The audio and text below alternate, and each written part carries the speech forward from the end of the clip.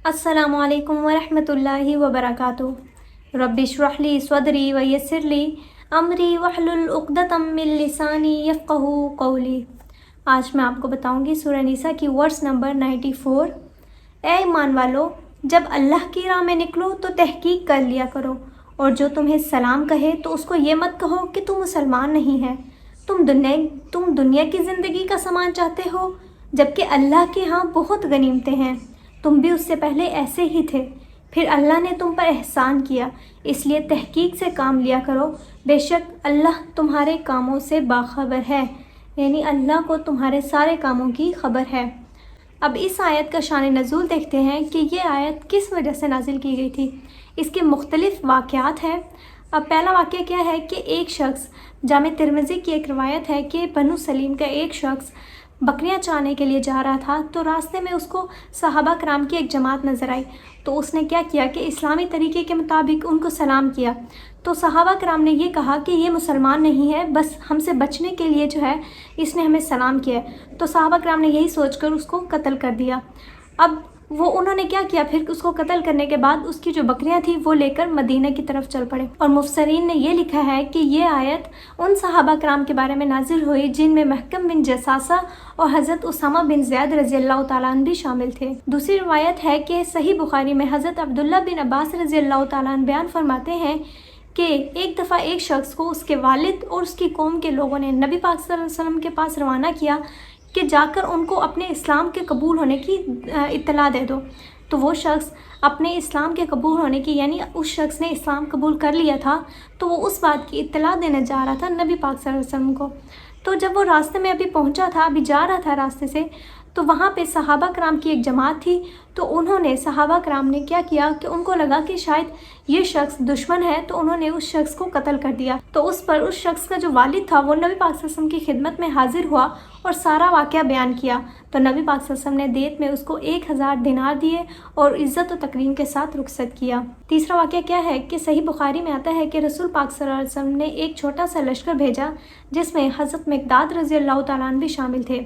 तो सहाबा कराम की जमात को देखकर तमाम दुश्मन वहाँ से भाग गए सिवाय एक मालदार शख्स के। तो उस मालदार शख्स ने उसी वक्त ही बुलंद आवाज़ में कलमा पढ़ लिया। तो हज़रत मिक़दाद रज़ी अल्लाह तआला ने क्या किया कि उस शख्स को कत्ल कर दिया। तो उस पर एक सहाबी ने कहा कि आपने ऐसा क्यों किया, उस शख्स ने तो कलमा पढ़ लिया था, तो आपने उसे कत्ल क्यों कर दिया। और मज़ीद कहा कि मैं मदीने जाकर रसूल पाक सल्लल्लाहु अलैहि वसल्लम से ये पूरा वाक़या बयान करूँगा। तो उसने ऐसा ही किया, मदीने जाकर नबी पाक सल्लल्लाहु अलैहि वसल्लम को ये सारी बात बताई। तो फिर नबी पाक सल्लल्लाहु अलैहि वसल्लम ने हज़रत मिक़दाद को बुलाया और कहा कि ये तूने क्या किया, अल्लाह को क़यामत के दिन अल्लाह को इस बात का क्या जवाब दोगे।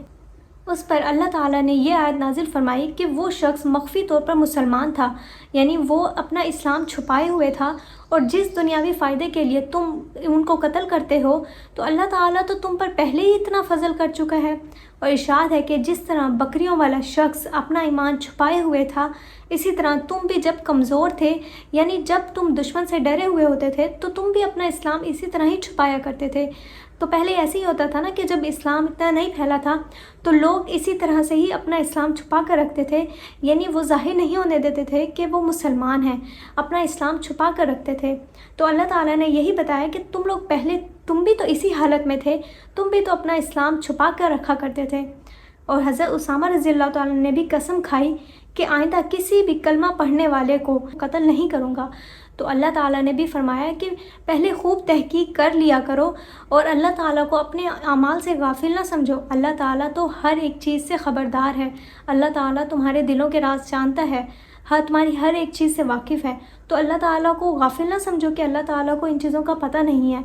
आजकल तो ऐसा ही होता है कि अगर कोई शख्स आकर हमें सलाम करता है तो हम उसके सलाम का जवाब देना गवारा नहीं समझते, यानी हम तो ये जानते हुए भी कि वो शख्स मुसलमान है, फिर भी हम उसको सलाम का जवाब नहीं देते। बाकी इसके अलावा गैर मुस्लिम की तो बात ही अलग है ना, उससे तो उसको तो फिर छोड़ दो। जब मुसलमान के सलाम का जवाब नहीं देता, तो फिर गैर मुस्लिम तो फिर दूर की बात हो गई ना।